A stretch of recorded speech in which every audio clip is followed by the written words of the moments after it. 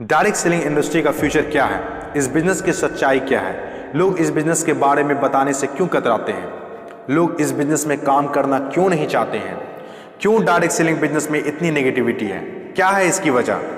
Direct selling business आने वाले वक्त का सबसे बड़ा बिजनेस है। क्यों?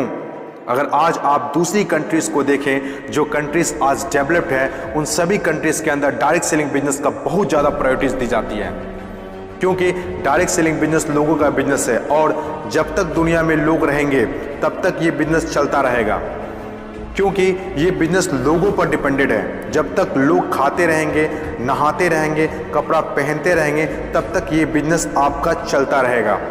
अपने इंडिया में कुछ लोग इसे फंसाने का काम बोलते हैं और कुछ लोग ये मानते हैं जिनके पास करने को कोई काम नहीं होता वे लोग ये काम करते हैं। मैं उन सारे लोगों से सहमत हूँ, क्योंकि उन लोगों के पास अभी तक इस बिजनेस का प्रॉपर नॉलेज नहीं पहुँच पाई है। ये हम लोगों की जिम्मेदारी है कि इतनी पावरफुल और ब्यूटीफुल इंडस्ट्री के बारे में लोगों को समझाएं। दुनिया में कुछ ऐसे भी काम होते हैं जो लोगों को आसानी से समझ में नहीं आते हैं। एक छोटा सा एग्जांपल देता हूं। हम लोग दिन भर फेसबुक, व्हाट्सएप और यूट्यूब कितना यूज़ करते हैं और इसके लिए आपसे एक भी पैसा नहीं लिया जाता है। तो जरा सोचिए उनकी कमाई कैसे होती होगी, जबकि फेसबुक दुनिया के टॉप 10 बिजनेस में आता है कमाई के मामले में। कुछ लोग सोचते हैं अगर फेसबुक जब हमसे पैसा नहीं लेता है तो कमाता कैसे होगा। कुछ लोग सोचते हैं पता नहीं कमाता भी होगा कि नहीं। कुछ लोग कहते हैं जो डाटा हम लोग यूज़ करते हैं उससे कमाता है।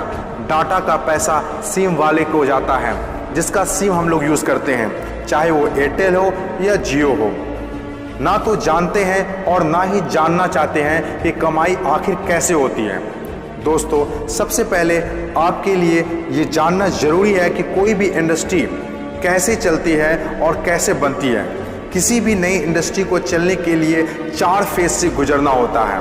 पहला जो फेज होता है वो होता है नेगेटिव फेज, और आज direct selling industry negative phase में है।